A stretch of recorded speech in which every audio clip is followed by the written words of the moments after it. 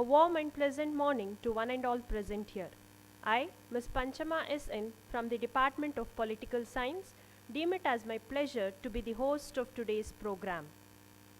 A house divided against itself cannot stand together, goes the old saying. India, being the largest democracy in the world, despite of multiple religious, linguistic, cultural and regional identities, presents a picture of unity in diversity where people of different faiths live in harmony.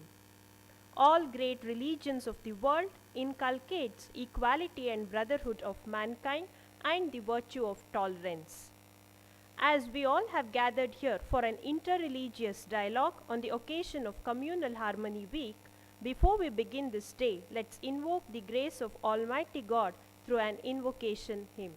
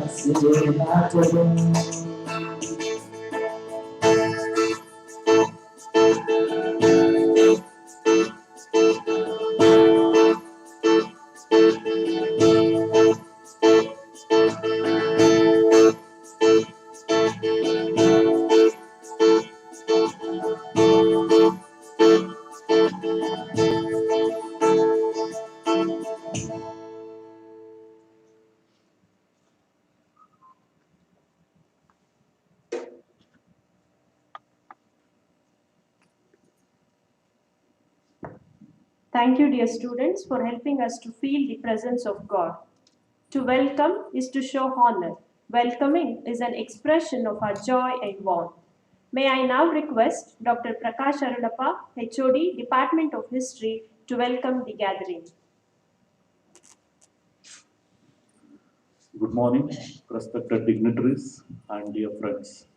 While it's obvious to feel happy to deliver welcome address, I am also excited and feel blessed about this role as this interreligious dialogue is organized with intent of active and interactive learning for the promotion of tolerance, coexistence, love, through which we can promote communal harmony, which is the most necessity for humanity today. I heartily welcome Professor N.C. Prabha, retired professor in history, St. Philomena's College, Mysore, an eminent scholar, an academician in history and Hindi. Her ideas of student centricity has assured several developments towards strengthening students' employability, personality development, achievements, and many other noteworthy laurels. I extend a very warm welcome to you, ma'am.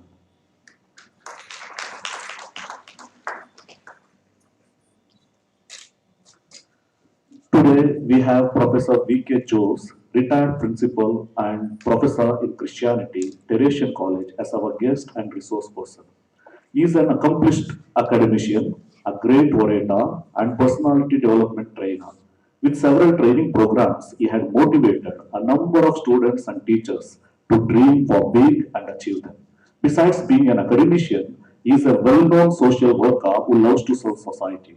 It's a pleasure for all of us to have such a great personality among us. We all are keen to hear from you, sir. Thank you for taking out time for all of us from your busy schedule to share your thoughts with us.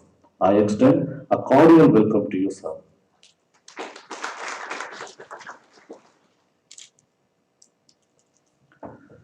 Serving the society is the foremost principle on his agenda. As a doctor, Deputy Medical Superintendent, JSS Hospital, Mysore, his ardent services have made a difference to their large community for the greater good. He is respected Dr. Salahuddin Khan Gori, who has graciously consented to be the resource person for this auspicious occasion. Yesterday he was in Mumbai, today he is amidst us, in spite of his busy schedule. I would like to extend a hearty welcome to you, sir.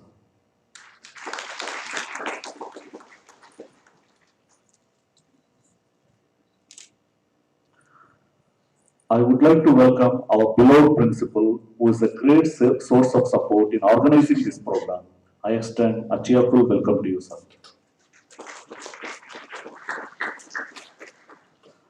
I extend a warm welcome to the teaching fraternity and non-teaching staff. Dear students, you are the heart and soul of this program. I extend a glad welcome to you, dear friends. I hope that all of you will have the most interesting and stimulating listening and sincerely wish that this interreligious dialogue will be a great success, not only as an opportunity to share knowledge and experiences of harmony, but also a beginning of a long and fruitful journey of cooperation and friendship among fellow citizens. I again extend a warm welcome to everybody present here. Thank you.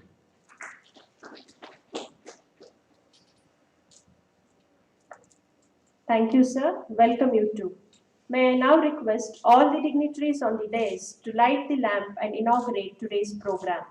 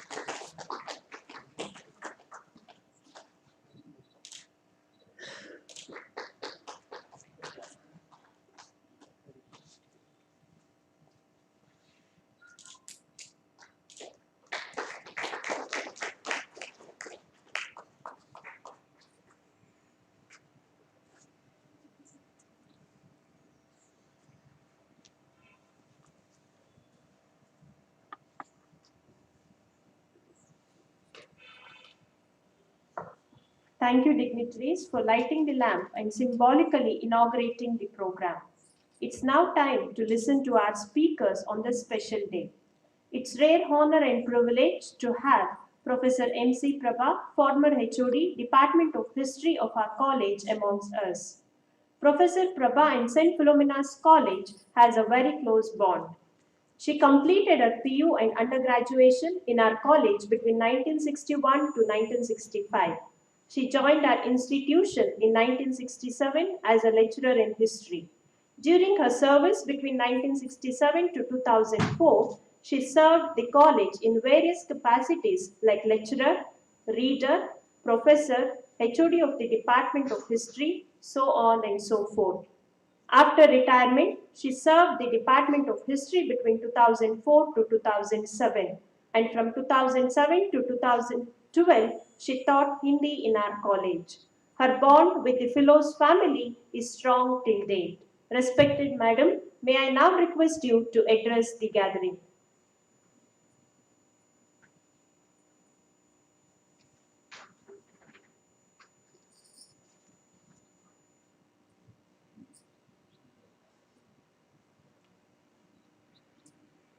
So with due respect to all the religions of the whole world, I have been asked to say something about Hinduism. So today's versatile speakers, our beloved principal, Dr. Alphonse D'Souza, and the organizing committee of this Communal Harmony program, and all my young friends who are seated here.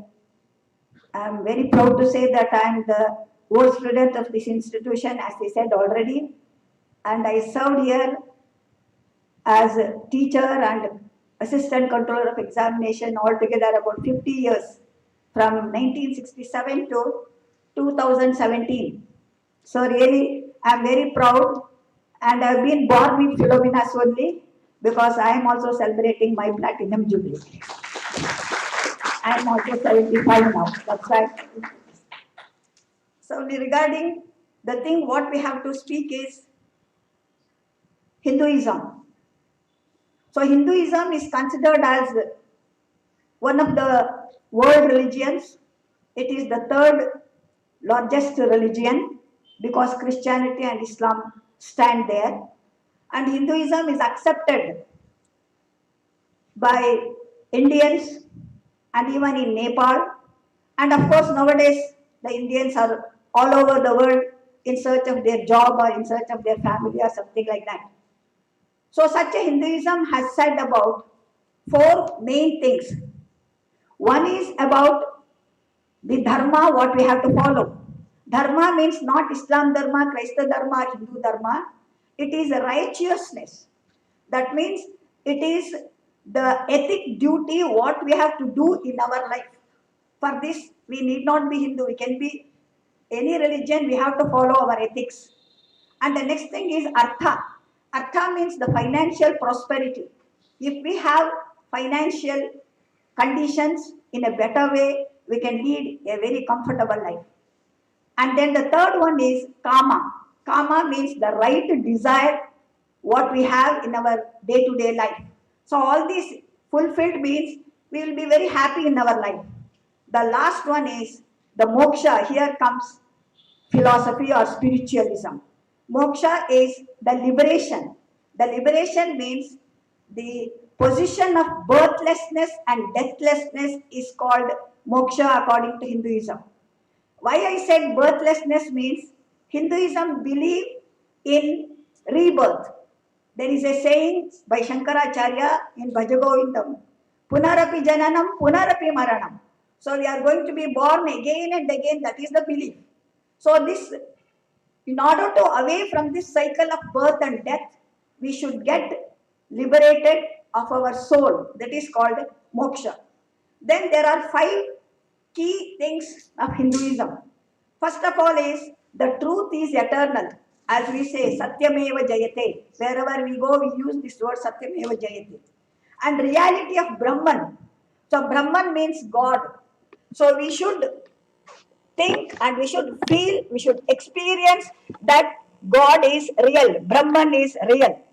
And then Hinduism is based on Vedic scriptures which are called Apaurushei. That means divine scriptures, they have been considered like that.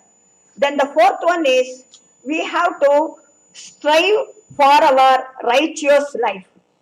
And the fifth key thought is the individual soul should try to be good always. Individual soul means we people.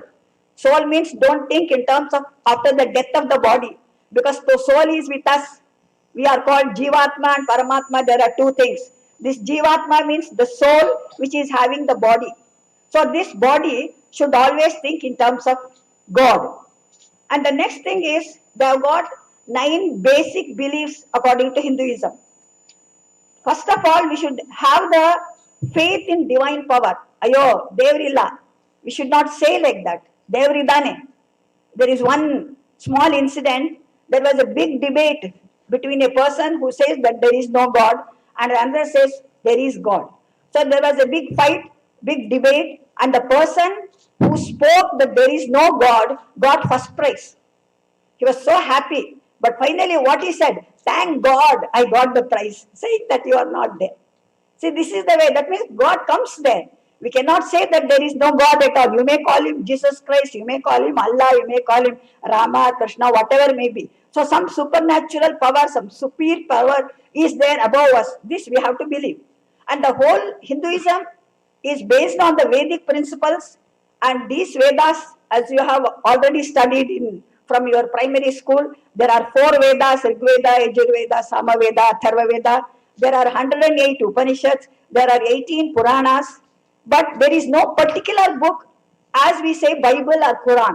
So for that, nowadays the people have referred to Bhagavad Gita.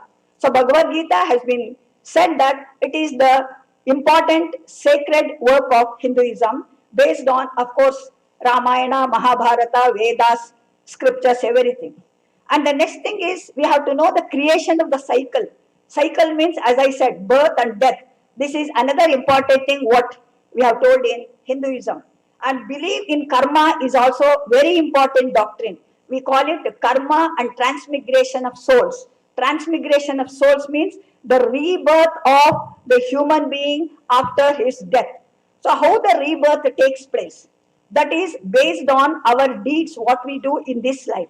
There is a saying that, for example, you might have heard the people saying, Ayo, nan karma ishtond anubhavisbeku. They say like that. That karma means the sins of the previous birth. Because of the sins of the previous birth, we have so many difficulties, disease, everything, financial problem in this life. So if we are good in this life, if we do something good in this life, then our next life will be better than what we are. So whether you believe it in transmigration of souls, I mean to say rebirth, but one thing you understand here, the main purpose of this is to be good. That means if we have that fear that my next life is very miserable, then I feel like to be good because I want my life to be better than what I am today. To make the people to understand what is evil, what is good, the people have told all these important principles. So we cannot say that there is nothing like that. And then even God had reincarnations. As you all know, Lord Vishnu had about 10 incarnations. Even in Bhagavad Gita, Lord Krishna has said, Paritranaya sadhunam vinashaya cha dushkrutam dharma samstapanarthaya sambhavami yuge yuge. That means to protect the good and to punish the wicked. Every time I will be taking my birth again and again. That means Lord Krishna may not come, but some people may work in the name of God or in the name of the nation or in the name of well-being of the human beings to improve our situations. So this is the reincarnation, what we believe. Then Hinduism says that the temple is the sacred center as we have church and mosque. So if we go to the temple, what will happen? Some people may not go to the temple at all. There is no compulsion here, so they may not go. But temple is a place where we get positive energy according to today's explanation. Whether we see God or not, that is immaterial, but positive energy, definitely we are going to get it. And we should have one guru, whom we call Sadguru. Why the Sadguru is needed? Because he can teach us the pilgrimage purpose, he can teach us the prime duty of a human being a Hindu, and he can teach us regarding the meditation and how to surrender to God. This is very important. Whatever may be our religion, we should try to surrender to God. All these things will be taught by the teacher. And Hinduism also says about non-violence, ahimsa. So we should not unnecessarily, underline the word unnecessarily, kill the animals or torture the human beings or give trouble to someone. All these things we should not do. And here we have to know that we should be always good, whether we are Hindu or a Muslim or a Christian. Even Hinduism also says same thing, Christianity also says, Islamic religion also says. So you can understand the unifying factor is devotion. This is what communal harmony. So if we have the devotion towards any particular God in whom we have the belief, that itself will lead us to communal harmony. And then there are about 10 important things what we have to believe. That is once again belief in Brahman. Brahman means God. So he is called omnipresent, omniscient and omnipotent. Omnipresent means God is everywhere. And then omniscient means Sarvashakta. Omnipotent is Sarvashakta, I'm sorry. Omniscient is Sarvajna, one who knows everything. So we should have that belief that God is everything. And we should have the diverse literature to follow, to know about any religion for that matter. And in Hinduism, there are many rituals to follow. Daily rituals are there, weekly rituals are there, monthly rituals are there, annual rituals are there. So one who is a very perfect follower of Hinduism, all these things, he will do it. So this is a very important part of the life, because to get rid of the cycle of birth and death, all these things should be done. And Hinduism believes in Trinity. Trinity means three gods. Brahma as the creator of the universe, Vishnu as the maintainer or the preserver of the universe, and Shiva as the destroyer of the universe. That is Srishti, Sthiti, Laya. Apart from that, there is a belief of mother goddess also. She is called Adi Shakti. So from her only, even the word Om came into existence, and even important aspects also came into existence. And then we have to think in terms of the liberation always. Even when we worship any god for that matter, we have to think in terms of liberation. So these are certain important things what we have to follow. And there are 5 elements. That means, for example, the doctrine of Hinduism. So doctrine of Hinduism should be followed in a proper way. It should be practiced and it should be spread over the society, and through story, these things can be done. For example, you might have heard the story of Prahalada, a story of Dhruva, a Sati Ansuya, a Sati Savitri. So these are all the stories which will inspire us to learn something good from those great people. And then we have to know that we should have, as I said already, devotion. So there are 12 symbols of Hinduism. So those 12 symbols are, for example, we have the Om, In Om, we have got A, U, Ma, that is A, U, M. A stands for Brahma, the creator. U stands for Lord Vishnu, one who preserves or one who maintains the universe. And M stands for destruction, that is Lord Shiva, who is having the Trishul, trident it is called. So this is one symbol. Another symbol is lotus. So you might have seen goddess Lakshmi is seated on the lotus. And then some gods will be having lotus in their right hand as a symbol of what? Lotus is born out of water. Though lotus is born out of water, the water will be under the lotus, on the petals. But still, if you take one petal and just if you shake it, all the water will drop out. What is the indication of this? It is the indication of detachment. So we have to be in this world with attachment as the lotus is in the water. At the same time, we should be detached from everything as the lotus petal drops out the whole water. So this is the indication we should have this symbol. And the third symbol is tilak.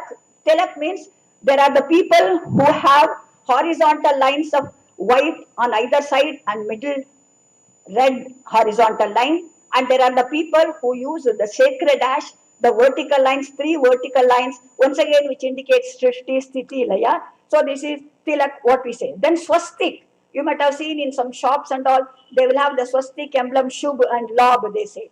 So there should be something auspicious and something good to us. Sri Chakra is another symbol. This is the 9 interlocking triangles. Rudraksha is one more symbol. Rudraksha is the name of a bead which usually the sages have like a mala, or sometimes they will have only one or two, and it is having so many faces. It is believed that it is the eye of Lord Shiva. That's why they wear, and even it is having some medicinal value. I think our doctor may be knowing it, and they say that it will reduce blood pressure and all. So how far it is true, only the scientists can say all these things. And then we have to know that there are other symbols like sacred thread. So the sacred string is worn by the bachelors in 3 this thing, and 6 rows will be worn by the married people. And the Shaivites will wear what is called Shivadara. Then Jyoti is one more symbol. Jyoti means the Deepa, not this electric Deepa, the Deepa like that. So because it can light the another Deepa. This cannot light the other one. So this will light the other one. Each one they say no. Like that, this Deepa will do like that.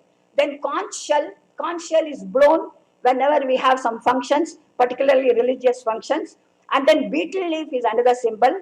Beetle leaf is given to the ladies, particularly when they come home with beetle nut and with some fruits. That is to show our gratitude to them and to show our respect to them. And then Trishula is another symbol which I have already told you. And lastly, the 12th one is Tulasi. Tulasi means it's a name of a plant. It is having medicinal value. Once again, if it is there, the pollution will not be there, they believe. And this Tulasi is used to worship Lord Vishnu, whereas Bilva Patra is used to worship Lord Shiva. So these are certain important things what we have to know. And concerning Hinduism, Annie Besant says that India is the mother of spiritualism in the whole world, because spiritualism started in India for the first time. And Aurobindo says this religion is eternal. It is called Sanatana Dharma because there is no beginning or there is no end of this particular Hinduism. But here, I don't know how much time I took because I don't have the watch here. If I am taken more than that, please. Because I kept my mobile to see that time only, but it is switching off once again, so I couldn't do it. Anyway, I'm alone now, sir. With your permission, I'll go. So we have to always see that the important doctrine is followed. So in Hinduism, one thing is there is no founder as such. No human founder is there. It doesn't mean that there is no person at all to teach us. So here, Hinduism in the beginning, it was only nature worship. During the Vedic period, they used to worship only the nature. So afterwards, it got to change. And after some time, in the medieval period, I don't want to go into the details, in the medieval period, 2 shakas came into existence. One is called Sagunopasak, Other is called Nirgunopasak. That means Nirgunopasak means one who do not worship the images. For example, Kabir, he was a great Nirgunopasak. He used to tell that instead of worshiping the images which is standing there in the temple, worship the chakki. Chakki means the grinding stone which gives us food. What that image will give. He used to argue in that way. And even Muhammad Jayasi, who had written Padmavat, he also belongs to this Nirgunopasak. Sagunopasaks are Surdas, who was the great devotee of Lord Krishna, and Tulsi Das, who was the great devotee of Lord Rama. Apart from that, Hinduism was given to the people in different philosophies by four spiritual gurus. One is Shankaracharya. So this Shankaracharya was born in 788 and he was there up to 820. He taught Advaita. Advaita means monism. That means there are two things, as I said already, Jivatma and Paramatma. Jivatma is we people, Paramatma is God. So Jivatma and Paramatma are one and the same. That means Aham Brahmasmi, he said. Aham Brahmasmi means I am God. He didn't just boast himself that I am God. You are also God. That means you yourself also can say that you are God. Because God is in existence in the heart of every human being. This is what the philosophy says. For example, Dr. Rajakumar used to say, Abhimani Devarugade. So he saw the existence of God in every fan of him. So this is the broad-mindedness what we should cultivate. And next person is Ramanujacharya. He was born in 1017 and he was there up to 1137. He taught Vishishtadvaita. This means qualified monism. That means that monism itself is little more qualified because he said about prapatti. Prapatti means complete surrender to God. So there are two ways to surrender to God. With analogy, mother monkey will carry its child monkey. So when child monkey is carried, child monkey also hugs its mother. Mother also will take care of it. So in that, the philosophy is with the grace of God, the self-effort is also necessary.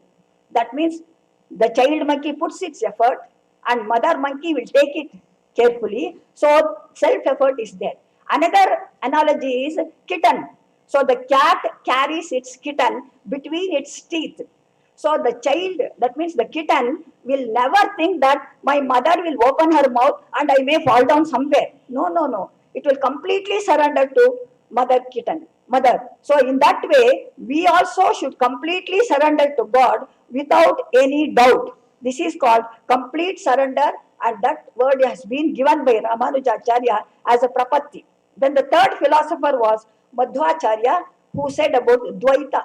Dvaita means dualism. Jivatma is different, Paramatma is different. So two things. So we have to approach Paramatma to fulfill our ambitions and to have the grace of God. And the next important person is Basaveshwara. So Basaveshwara is a universal person who, though he was the follower of Veerashaivism, but he never said anything with narrow meaning. So he was a very great social reformer. He has said one place, Ivanammava, Ivanammava. Ivanaru ಅಂದ್ರೆ ಇವನಮ್ಮವ ಅಂತ ಹೇಳ್ಬೇಕಂತೆ. That means nobody is somewhere out. All of us belong to us. So that sort of broad-mindedness we should have Basaveshwara, and his philosophy is called Shakti Vishishtadvaita. So all these philosophers have told about Hinduism in a different way, but the approach is only one, that is approach God. So every religion says the same thing, and we should have for that sake the devotion. And I would like to conclude my talk with the saying what Professor Sade Bose had sent today morning. No enemy is outside our soul. Anger, pride, greed, hate live inside, and avoid, enjoy a peaceful life. So really how meaningful it is. So this can be applied to any human being throughout the world so that we can definitely have communal harmony and enjoy our life. Thank you very much.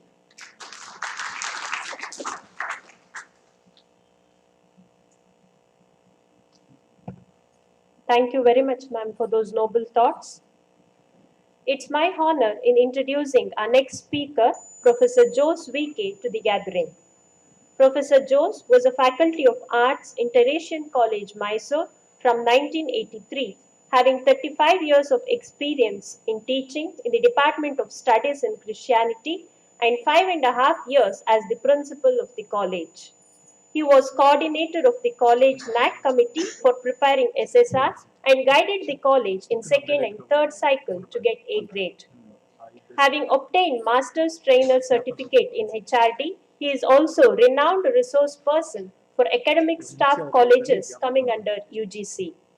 He has conducted numerous training programs in soft skills and leadership development for faculties and students of colleges and schools in Karnataka and Kerala. Being Executive Secretary in the Board of Rural Literacy and Health Program, a well-known Mysore-based NGO, he is actively involved in community development in slums and villages of 8 districts in Karnataka. Indeed, it's our privilege to have Professor Jose here with us to address the gathering. Over to you, sir.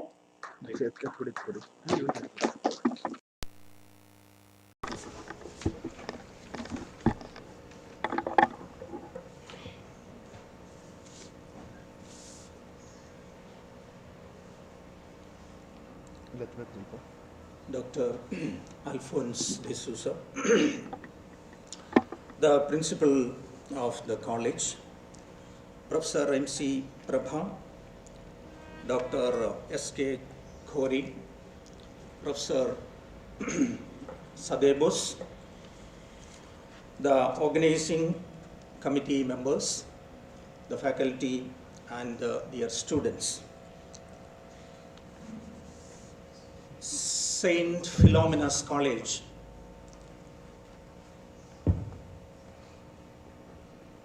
standing tall in the midst of jubilation of Platinum Jubilee had made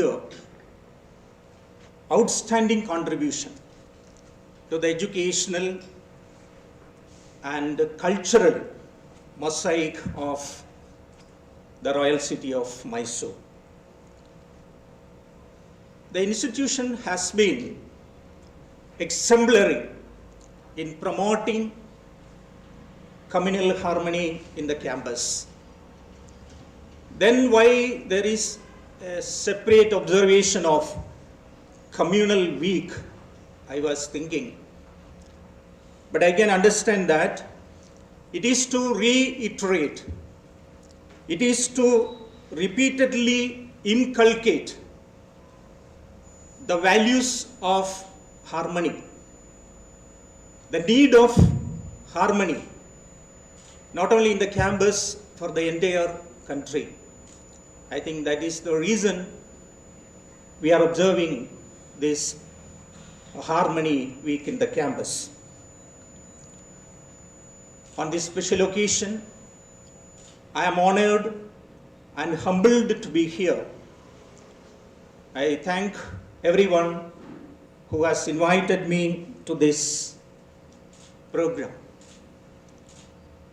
It was a bit surprising to me, or really appreciating in one way, that all the speakers on the dais are not visibly representing any religious group. Of course, they are from different religion, but we call them as lay persons. It could be very interesting that the ordinary person speaking about their experience about the religion. Already, Professor Prabha has given an extensive narration about Hinduism, always connecting to her experience. When I was invited for this program, I was extremely happy. Though I have been here in this college for different type of programs, and definitely expected a big gathering, something different from my college, both boys and girls, listening very attentively. I have seen that many times. But unfortunately, different things have happened in between. But still, very happy to be here. It shall be the duty of every citizen of India to promote harmony and the spirit of common brotherhood amongst all the Indians, transcending religion, language, or even all other limitations, regional or sectorial. I am quoting from the Constitution of India, Chapter 6A, the Fundamental Duties 51A. Every Indian, whether he eats chapatis or idli or pav bhaji, they are proud to be Indian. Every Indian, whether they wear salwar, kurta or trousers, lungi, they are proud to be Indian. Every Indian, whether they speak Hindi, Kannada, Tamil or any other language, they are proud to be Indian. But anyone insists that you have to speak only this language, you have to only eat this particular food, you should only follow this particular religion, we should have only a unitary culture, then things will be different. Sometimes we are in the midst of that kind of situation. Fully assimilating the spirit of this occasion, let me quote Swami Vivekananda. He says, I don't simply tolerate religion. He doesn't like to use the word tolerate. Because he says, it's an insult to God when you say tolerate. He says, I accept all religions, accept all religions. He says, I worship all religion, praying in the mosque of the Muslims, worshipping before the fire of Zoroastrianism, kneeling down before the cross of Christians, knowing that all the religions are so many ways, so many attempts of the human soul to grasp and realize the infinite.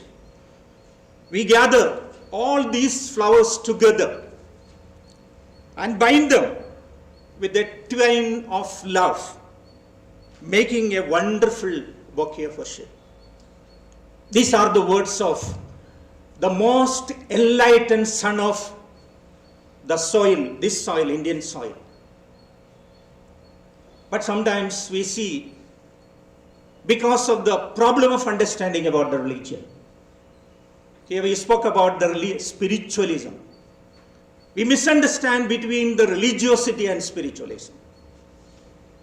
Religiosity always tried to divide and reach through the ritualism or superstition. And there are more takers for that, the less takers for the spiritualism. Similarly, the politicians, they have more takers when you try to divide people. But when you try to unite people, there are not many takers. That is the way sometimes the political system works here. The religious system works here. I am trying to look at Christian religion from three perspectives, which is my experience, which I try to appreciate and take a part of my life. You can have a lot of doctrines about Christianity, but I limit myself to only three important aspects to be more clear from a perspective of our interpersonal relationship philosophy. That is first point. Second is from a perspective of a modern political philosophy. And the third is from a perspective of a compassion-filled social philosophy. So I said there is a human relationship philosophy, a political philosophy, a social philosophy.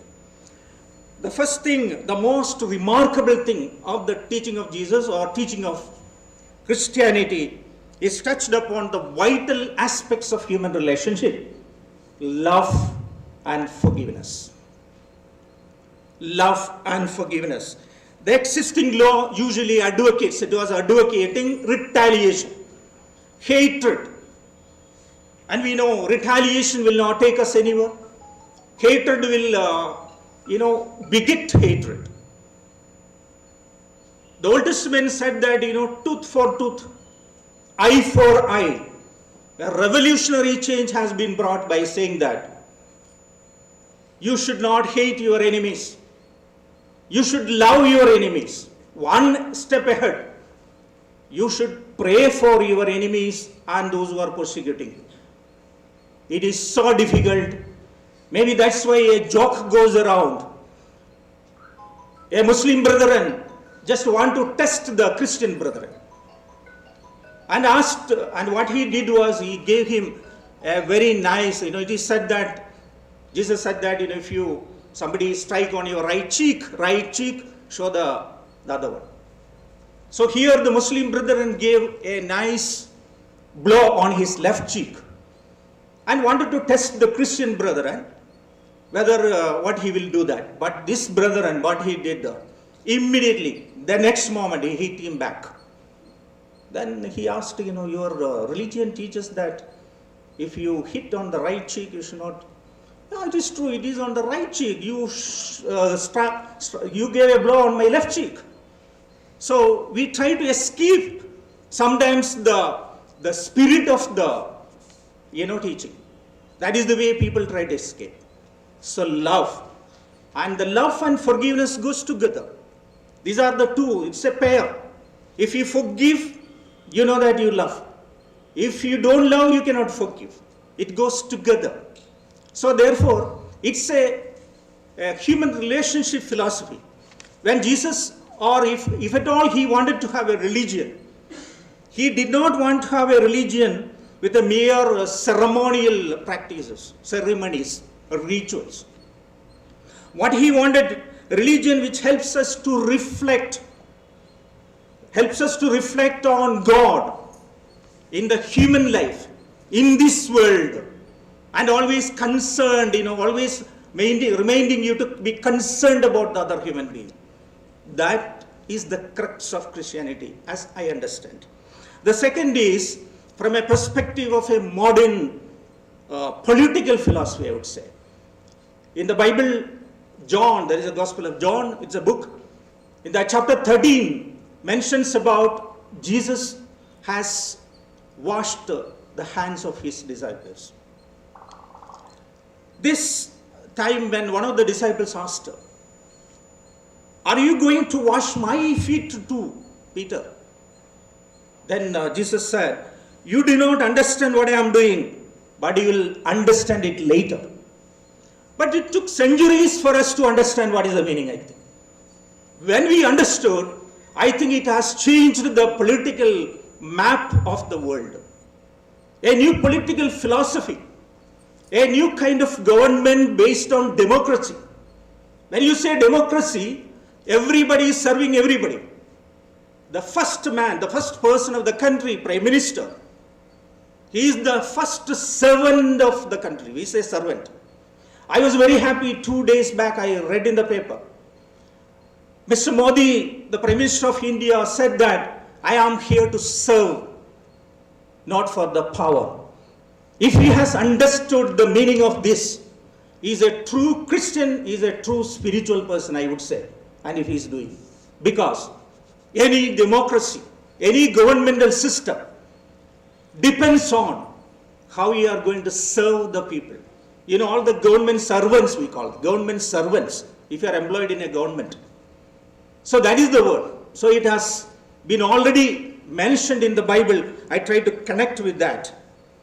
So the action of washing the feet has totally changed the idea itself. When we say democracy, there is another more important thing.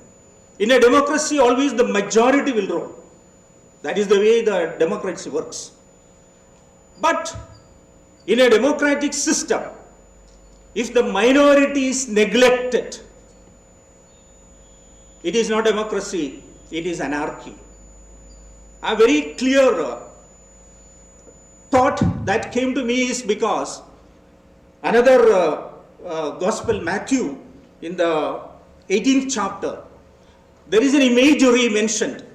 That imagery is a person had 100 sheep, and pasturing, one of the sheep was lost, went astray, and asking a question, if you lost one sheep, will you not go and search for the one, leaving all the 99? I think if the minority, the least, the lost and the lost is not taken care, we cannot have a safe democracy. That is the philosophy.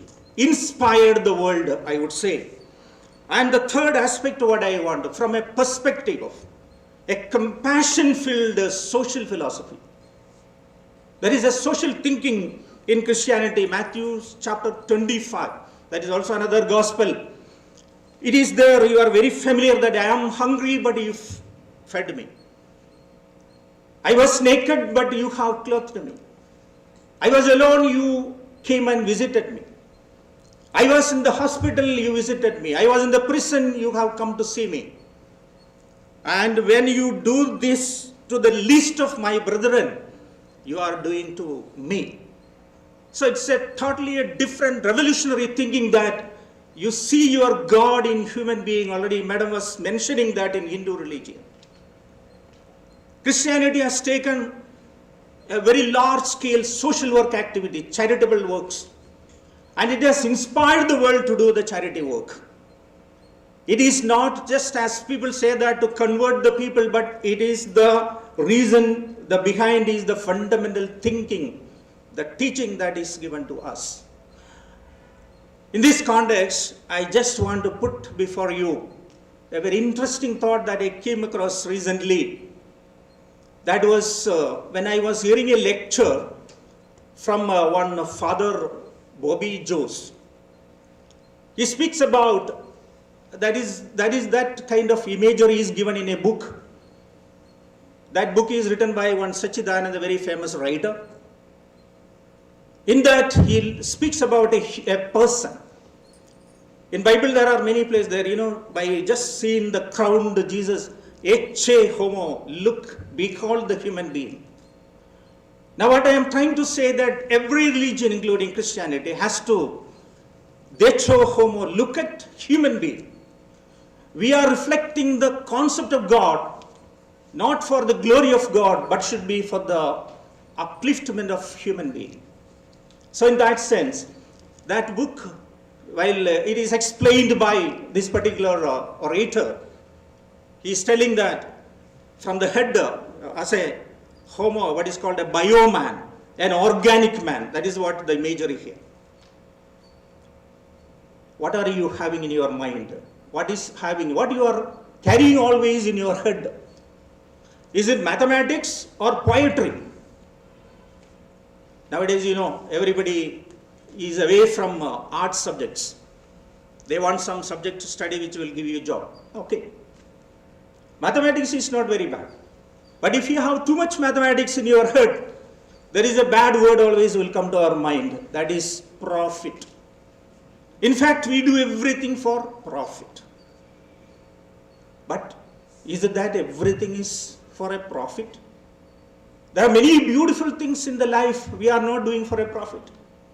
If you are having a spastic society and looking after the children, orphans, it is not for a profit. If you are running a school or institution, it was not for a profit. I don't know now what is the condition. There are many, many beautiful things. You are right. You are drawing a picture and writing a poem. It's not for a profit. What are we carrying always in our head? First thing. The second is your eyes are opened. That means awake, all the time awake. Che Guevara, that was a very revolutionary person in Cuba. When he was shot dead, even after his death, his eyes were opened, it seems. His piercing eyes. Awake all the time. In Buddhist ashram, if you go, they will give you tea. There is a story behind the tea. It seems a guru want to be awake all the time, but suddenly went into sleep. And what he did, they removed his eyelash. and put it there. And it seems from that eyelash grown the tea plant, and tea has come. Because to be a vaik, usually we take the tea, no? So an open eye. Are you a vaik all the time? The third thing is, have you got a broad heart? A heart like a seashore. In Hinduism, we speak about God, Brahma. The Brahma means the one who is growing every time, expanding itself every moment, being everywhere. Similarly, have you got a broad heart? Solomon is the most wisest man in the Old Testament. It seems it is said that he has got a heart wide as seashore, where everything can be come there, everything can be there. And thirdly, have you got an extended hand? That's what Ecce Homo. Look at, behold the man.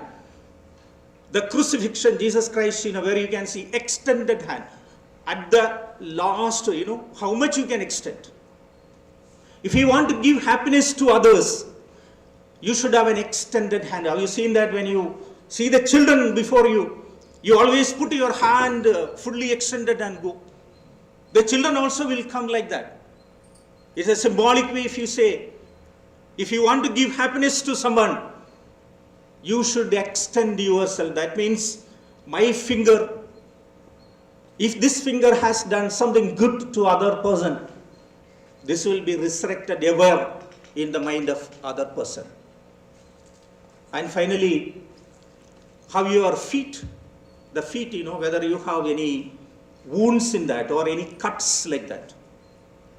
In Hinduism, Hindu families, we can see when somebody died, their legs will be tied together. And everyone who comes to give an honor to the dead person, they touch the hand, touch the feet and respect it. You know why? This feet, how much it walked for the other person, how much it has traveled in the life, and all that struggles and pains you can see on the feet of a person, not anywhere. And that is why Jesus has washed the feet of his followers. There is a meaning in that. So, are we going to be an organic man? When I say that, Christianity or the church as an institution should have these 5 elements. What I said, are you doing it for a labha or profit? Have you got a open eye, awake? Have you got a broad heart? Have you got an extended hand? Is your feet is wounded by walking for other person? I think every one of us can be that bioman, that organic man, and that will make us to be more, live in a more harmonious way in everywhere, in every situation. It seems, it is said that there is only one Indian who is a Christian, that is, they say Mahatma Gandhi, because who has understood Christianity well and followed in his life. Similarly, there was only one Christian who understood the Indian, or who understood the India, that was, they say, Mother Teresa. Both of them, if you take that, they have used the power, they used some kind of power. When I said democracy, I said, most important thing is power. If Prime Minister says that I am here to serve, the power can be used in 2 ways. One is to suppress, to make people victims. Another way to use the power is to serve, to love, to live for the other person. So these 2 people, we can see that they have used the power to serve. So my dear students, I will conclude. I would say that we should become a enlightened person, not merely knowledge person. What is the difference between an enlightened person and a knowledge person? A knowledge person always show the torch and guide the people to the right way. But an enlightened person will be a torch himself. So, on this occasion, my appeal is that you be the torch in the campus. Thank you.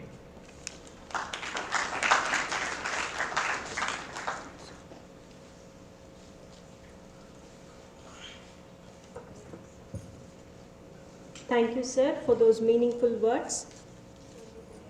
I deem it as my honor in introducing our next speaker, Dr. Salahuddin Khan Gori, son of Professor Late Gori, who served Mysore University as principal and professor in the Department of Geography. Dr. Gori is presently working as Deputy Medical Superintendent at JSS Hospital, Mysore. Though born and brought up in Mysore, he has worked in many countries like Nigeria, US, UK, and Saudi Arabia.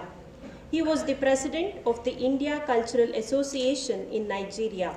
Dr. Gori is the founder member JWGC Gulf Club Mysore. He is in charge of the Emergency Medicine Department JSSH Mysore and has also got the Corona Warrior Award. Dr. Gori was the secretary of St. PHILOMENA'S Alumni Association. Dear sir, it's our pleasure to have you here with us. May I now request you to address the gathering. Thank you very much. Can I have my books? Thank you. I'm a very unusual speaker, and I have a very loud mouth, they call it. Loud mouth means talk a lot, talk beautifully, talk something all of you understand, and take something home when you go. So please be attentive. I know you were all very attentive when the first speaker spoke. And when the second speaker spoke, between, I saw a few walking away. The door was closed by me. I did a few and said, please close the door. They're all going away and there'll be nobody left to listen to me. Correct? Anyway, being the last speaker means two things. One is, you keep the crowd because maybe you are an exceptional speaker. Number two, they know you're no good and they'll all walk away. So I'm here given a topic. I'm here given a topic which says how Islam, being a Muslim myself, born in a Muslim family, in a very educated Muslim family,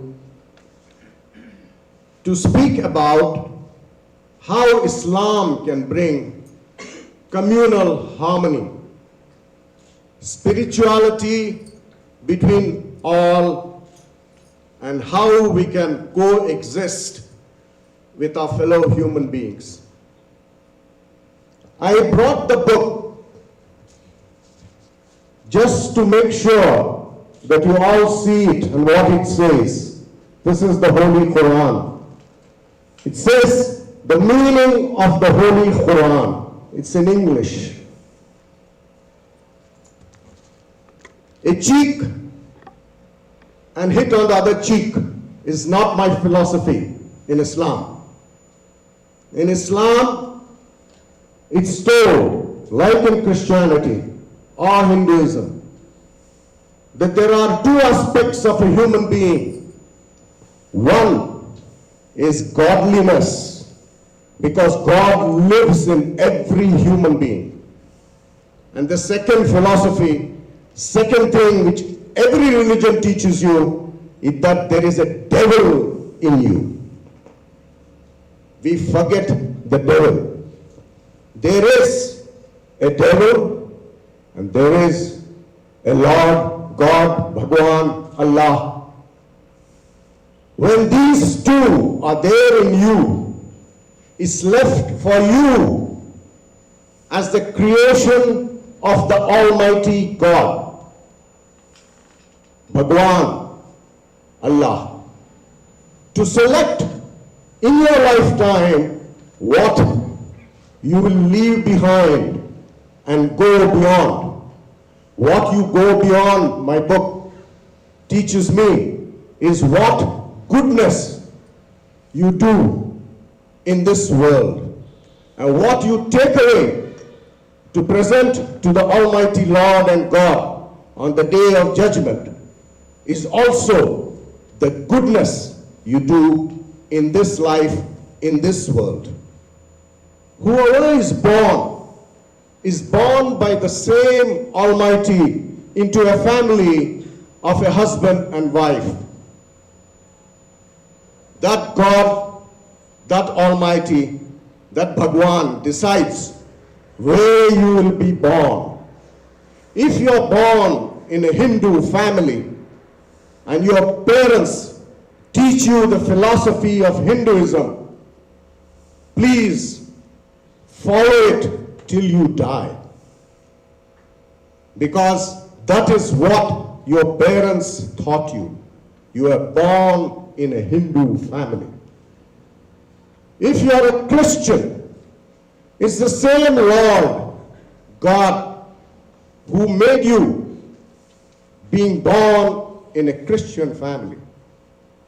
Follow the religion, read the Bible, and the tenets of what goodness it teaches you, and spread it around to the world. If you are born a Muslim, a Mohammedan, there are other aspects of Islam where there are Shias, like in Christianity there are Protestants, like in Hinduism there are Lingayats, Gaudas, etc. Follow whatever your parents taught you and try to achieve more knowledge on what they taught you about God, the Creator. I always believe that God lives in every human being. No wonder my parents and my wish to become a doctor. My father once asked me, why do you want to be a doctor? You have got all the good looks. You can be an actor, a singer. Yes, I have the good looks. But my spirituality in the end will not allow me sometimes to do these things. Coming to a story a friend sent me this morning. I'll tell you about my own example of how I spread communal harmony. How I, as an individual, as a human being, believe that we are all humans. We are all made by the same Allah, Bhagwan, God. We are all here to live from A to B. And in between, what we do is what we call in Islam our amal. Amal is something that is written down every day by the angels, they say in the Holy Quran. And we will now be responsible to the Almighty Lord to say that this is the goodness I did. And no God, no Bhagwan, no Jesus, Lord, will tell you to do bad things. I still believe that His creation in us will make us believe in Him, if not as a youngster, if not as a middle-aged man, but certainly you will believe in Him after the age of 70, like what I have started to believe in the God. My parents always wanted me to go to Saudi Arabia and work there. You are a Muslim, you must go to Saudi Arabia, you must work there. I always argued with them that when Islam was born, 1479 years ago, a philosophy brought to him by Prophet Muhammad sallallahu alaihi wasallam to all of us, and we have existed so far. At that time in Saudi Arabia, things were so bad. The girls were buried alive as soon as they were born. This was not what was to be done. A creation of God, killed by human beings. It says that in Islam, if you save one life, you have saved a whole humanity. It never says kill someone. It never says in the book give the other cheek. I'm sorry.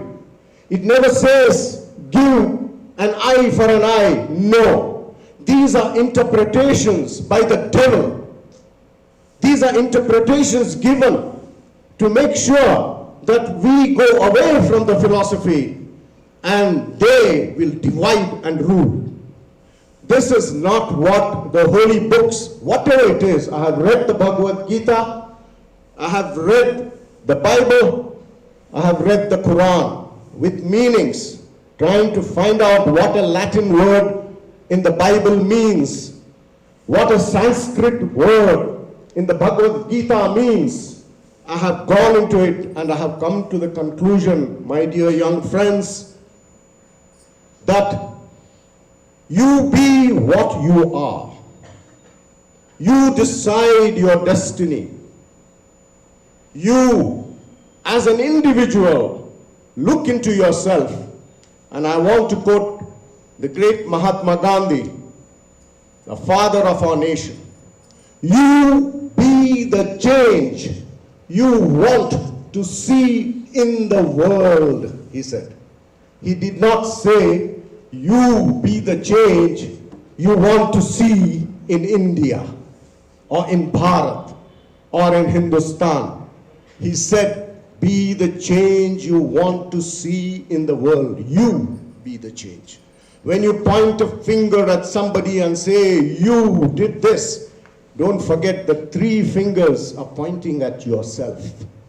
Try to change yourself. Try to be disciplined. Try to follow the tenets of every religion, what he taught you. Islam taught you 5 tenets: to pray 5 times a day, to give zakat in charity, to make sure that you read the holy book of Quran, you fast for 30 days, and then you go on pilgrimage to Mecca if you can afford it. But if you cannot afford it for a second time, get the person who cannot afford and send him, rather than you going there 20 times, 30 times. No. Send your poor relations. That's what the book teaches you. It teaches you great things. It teaches you to be a human. It teaches you exactly what the Bible says or what the Bhagavad Gita says. But unfortunately, we don't go through it. We have to respect each other. We have to love our neighbors. And my dear good friends, I end by telling you that when you are born in a particular place, respect your parents. I have this philosophy. From 1 year to 18 years of age, your parents help you out. They give you everything. They'll carry you and you know what you did on their face. Your father smilingly will tell you one day, oh, you put all the shit on my face.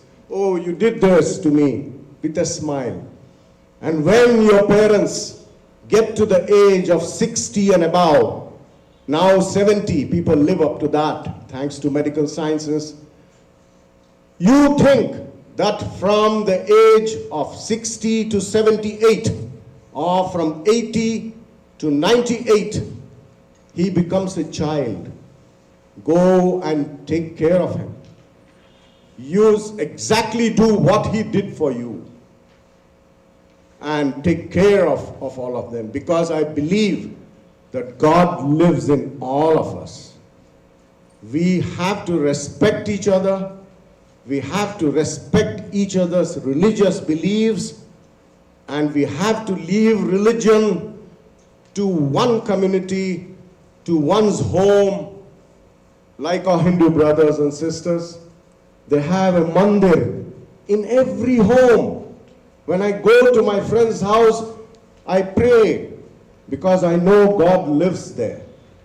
I see the St. Philomena's Church where I grew up playing marbles outside, and at times Father Fernandez would pinch me, who became the bishop of Mysore, and give me chocolates after pinching me.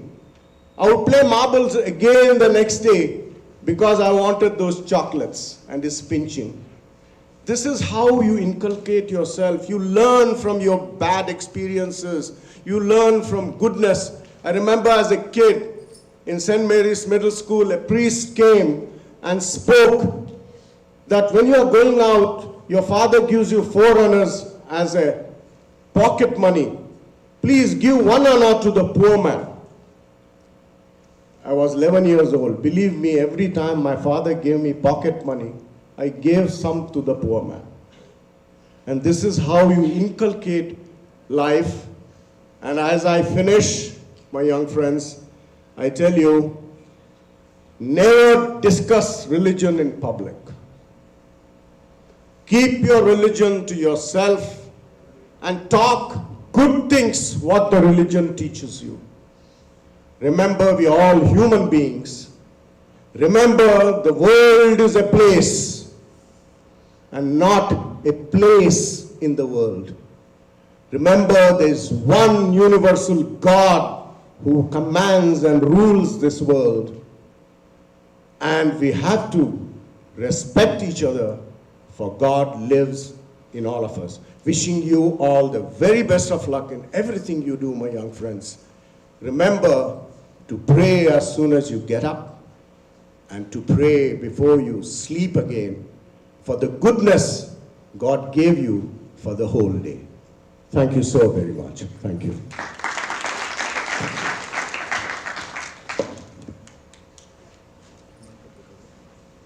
Well, I brought this cap because nowadays people predict who you are. If you wear this, you are a Muslim. Those days it was, if you had a beard, a full beard, you went for Hajj and came back, and you are a Muslim. But these days, everyone has a beard. Correct? It's a style, it's a fashion. Do what your heart tells you to do, and be good citizens of India, Bharat, Hindustan.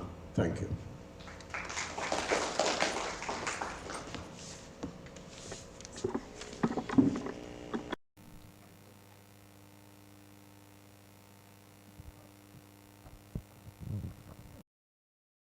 Thank you, sir, for those awakening and thoughtful words.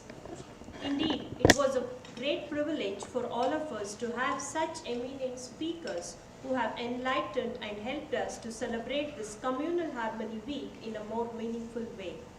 As a token of love and appreciation, may I kindly request the dignitaries on the dais to felicitate Professor M.C. Prabha. I request you to receive the honor, dear ma'am.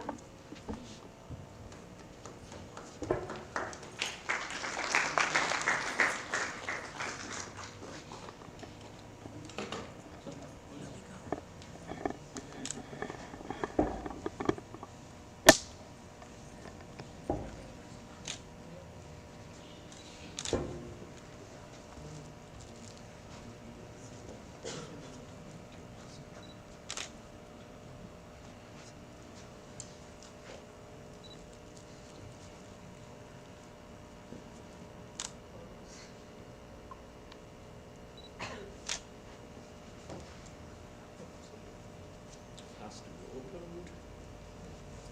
Slice. And then put it on.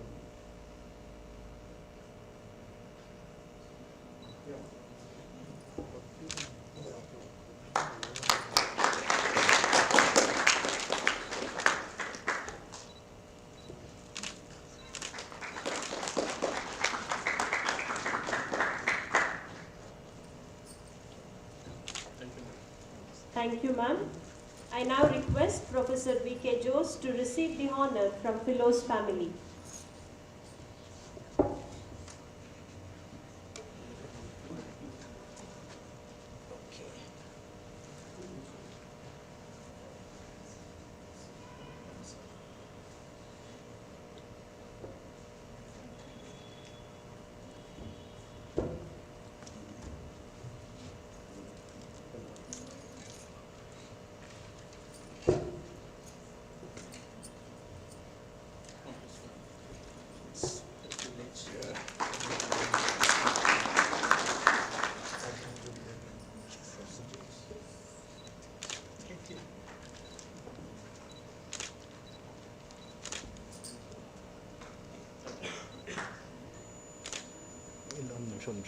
Sir. Thank you, sir. May I now request Dr. Salahuddin Khan Gori to receive the honor and a token of love and appreciation. For this one, I'll definitely wear my cap.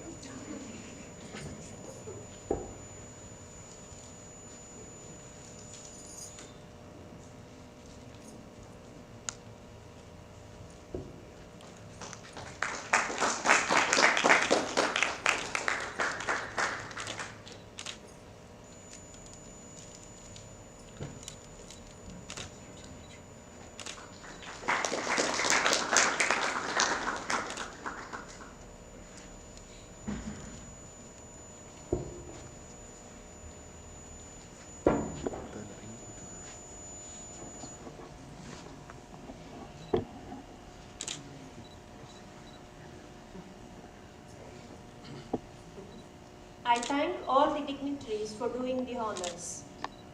On account of Communal Harmony Week, painting and essay competition was conducted to our students.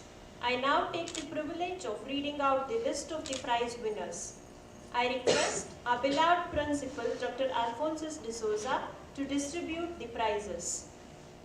Essay competition, first prize goes to Anjita Das, final year BA.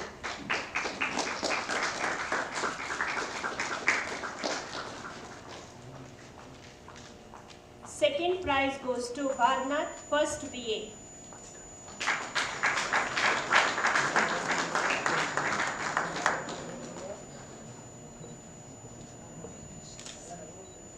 Third prize goes to Mohammed Saad, second BA.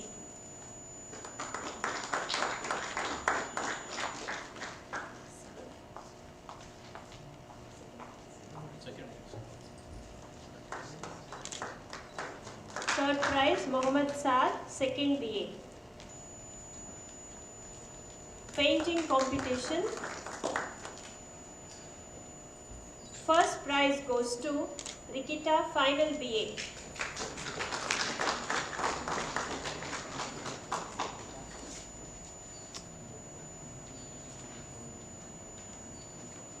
Second prize goes to Mohammed Maz, second BCA.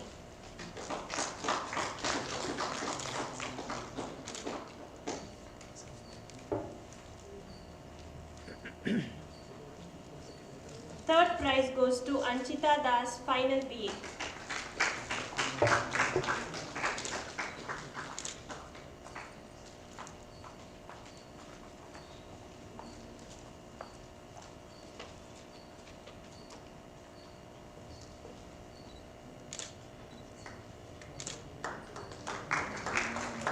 Hearty congratulations to all the prize winners and thank you, sir, for distributing the prizes.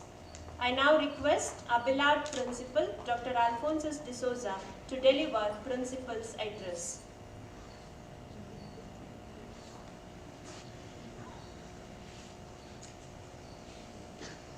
Respected eminent speakers of the day,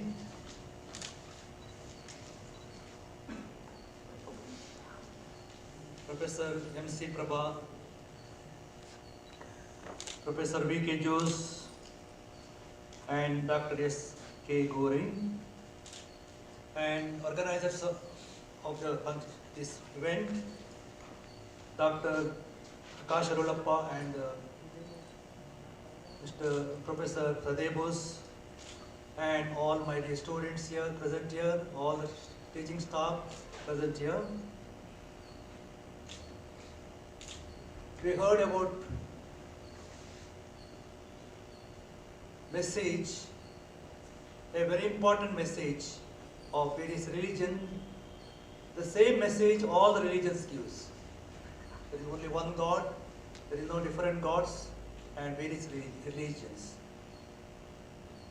We are celebrating the Communal Harmony Week, and today we are concluding this with this function.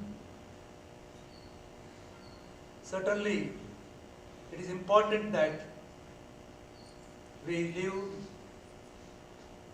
without referring any religion and without referring, even though we belong to various religions, we in our campus, even though we have the students of various countries, around 30 countries students are there, and around 20 nations, 20 the states of the India, we have the students, but we live in harmony and we live in one.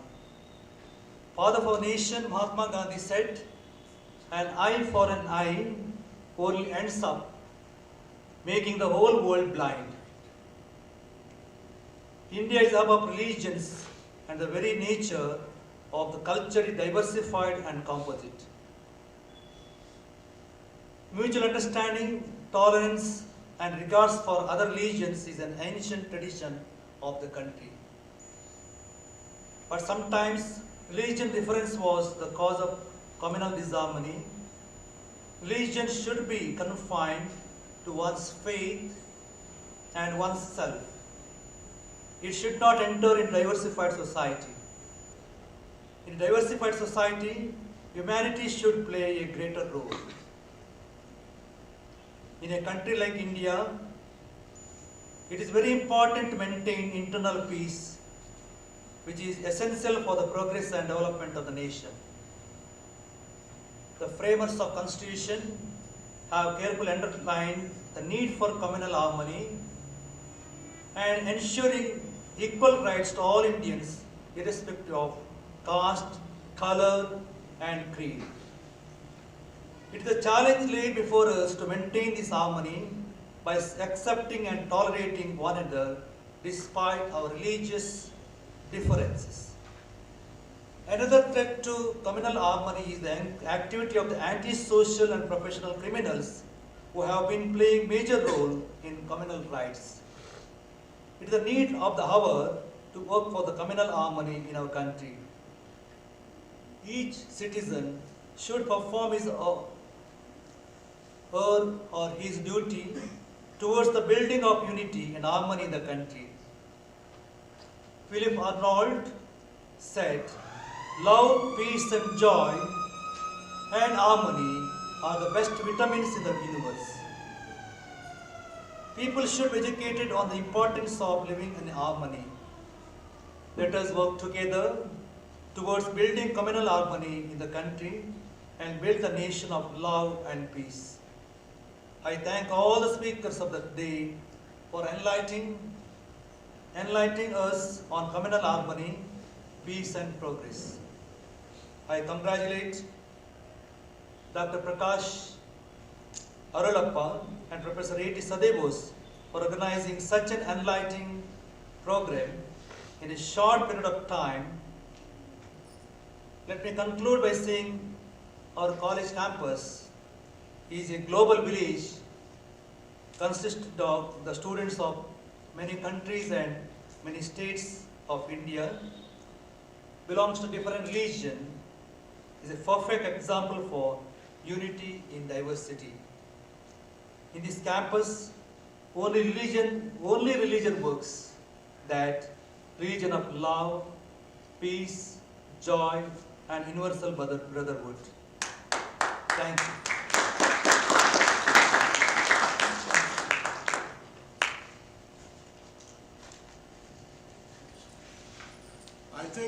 I think we should all get up and sing our national anthem, because I very seriously believe every function should be. Is there a vote of thanks? After the vote of thanks. Sorry. Thank you, sir. The roots of all goodness lies in the soil of appreciation for goodness. May I now request Dr. Soumya P., HOD, Department of Sociology, to propose vote of thanks.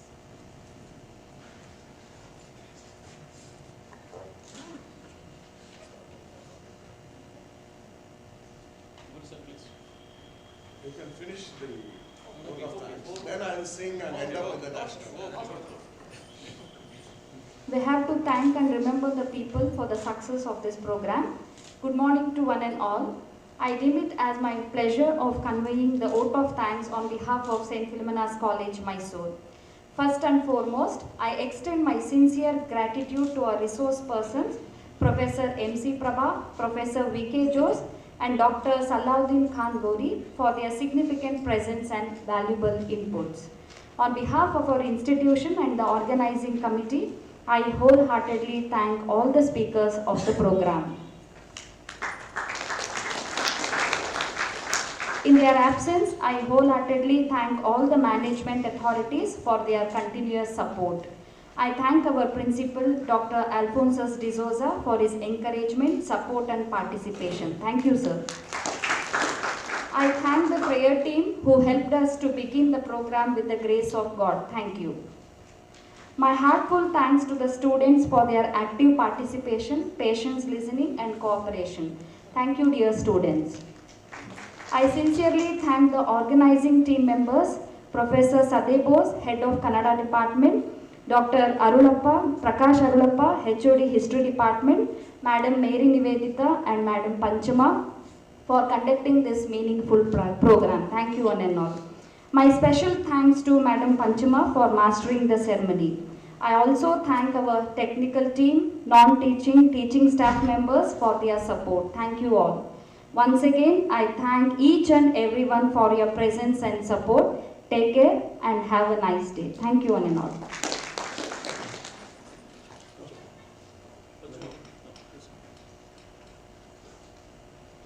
Thank you, ma'am.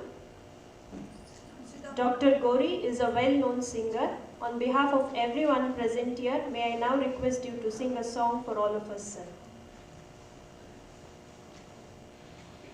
Well, it will take some time to connect this to the karaoke.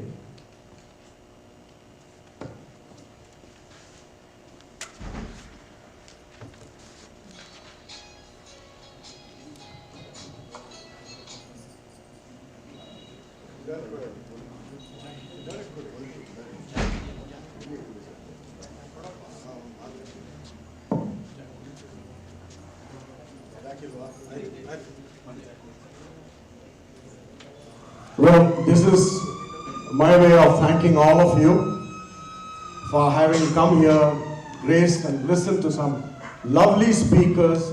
I think you all gave a very slow applause, and that's not right. And please, a round of applause for Prabha, who was our Vice President of the Alumni Association. Prabha, take a bow and please, big hand of applause. And to Professor Jose of Teresian College, what a speaker. Really, really enlightening, sir. Thank you for speaking. Please, a round of applause. And the principal, who summed up everything so beautifully, and you understood every bit of it. In fact, sir, I would like that speech of yours to be made into a nice pamphlet and put in one of your magazines so that everybody would go by and read that. A big round of applause for our principal. And the organizer, name, sir? Sadeh Bose. I'm very bad at names. I'll tell you why. Please, round of applause for him, for organizing, and all the organizers, including you, sir, and you, whom I have known all along, and Prakash, who called me. The problem with names with me is that 10 years ago, in a big field on a golf course in San Francisco, I had a heart attack. I collapsed and died for 3.5 minutes. My heart stopped. And they revived me. And since then, I'm very bad at names. I remember all the old names, but when I see a new person, something, I don't remember the names. Sorry for that. Okay? And here I am, the blessings of God, Bhagwan, Allah. I'm living on bonus time. Here's a beautiful song for you. I know the words.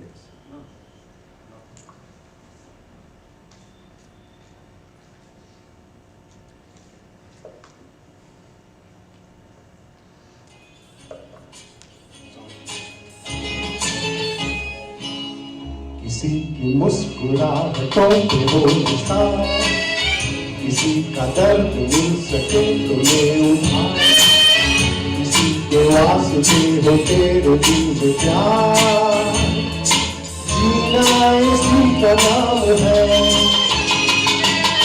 किसी की मुस्कुराहटों पे हो निशान, किसी का दर्द मिल सके तो ले उधार, किसी के वास्ते हो तेरे दिल में प्यार, जीना इसी का नाम है।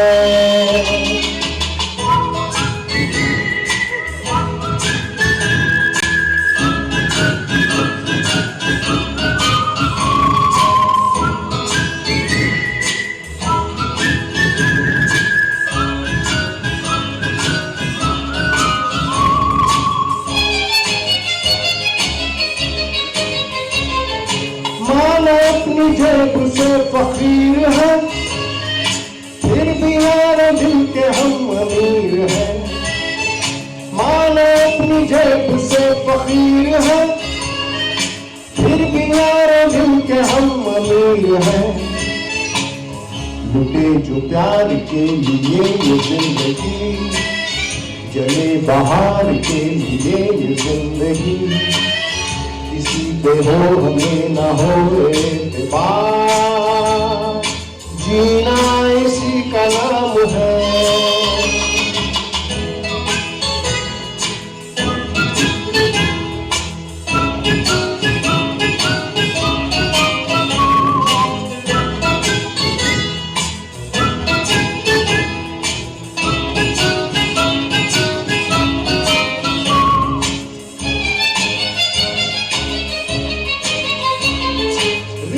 दिल से दिल के एतबार का, जिंदा है हमी से नाम प्यार का, रिश्ता दिल से दिल के एतबार का, जिंदा है तुम्ही से नाम प्यार का, कि मर के भी किसी को याद आएंगे, किसी के आंसुओं में मुस्कुराएंगे, कहेगा फूल हर कली से बार बार, फिलोज इसी का नाम है,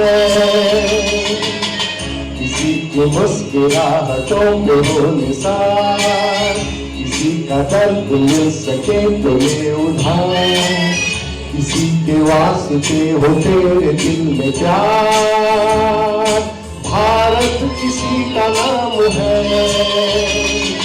दुनिया इसी का नाम है, गोरी इसी का नाम है।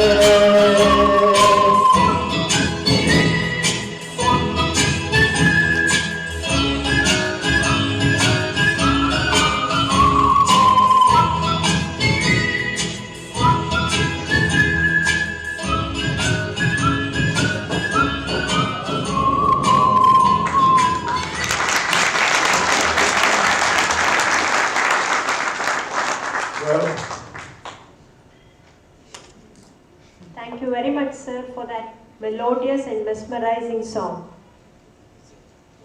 Can we now all stand up for the national anthem? And please, I want you to come. I request all of you to give a standing ovation to our Dr. S.K. Gauri, who made this program lively, lovely, enjoyable and very entertaining. Thank you very much, sir. When the speakers speak, I also gets inspired to speak. The reason is when the organizers asked me how the program can be, that I was suggesting them. If all the the only speeches are there, our students cannot enjoy it.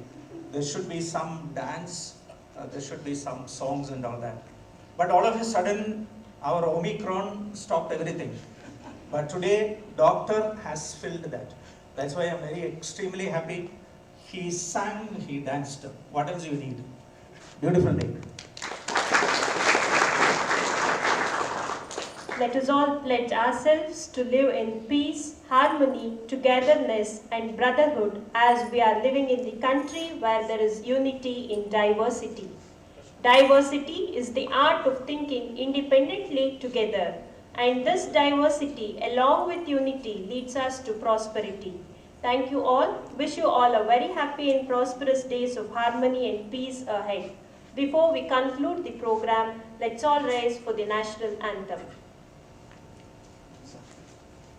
जनगण मन अधिनायक जय हे भारत भाग्य विधाता पंजाब सिंध गुजरात मराठा द्राविड उत्कल बंगा विंध्य हिमाचल यमुना गंगा उत्कल जलधि तरंगा तव शुभ नामे जागे तव शुभ आशीष मांगे गाहे तव जय गाता जनगण मंगलदायक जय हे भारत भाग्य विधाता जय हे जय हे जय हे जय जय जय जय हे बोलो भारत माता की जय बोलो भारत माता की जय बोलो भारत माता की जय थैंक यू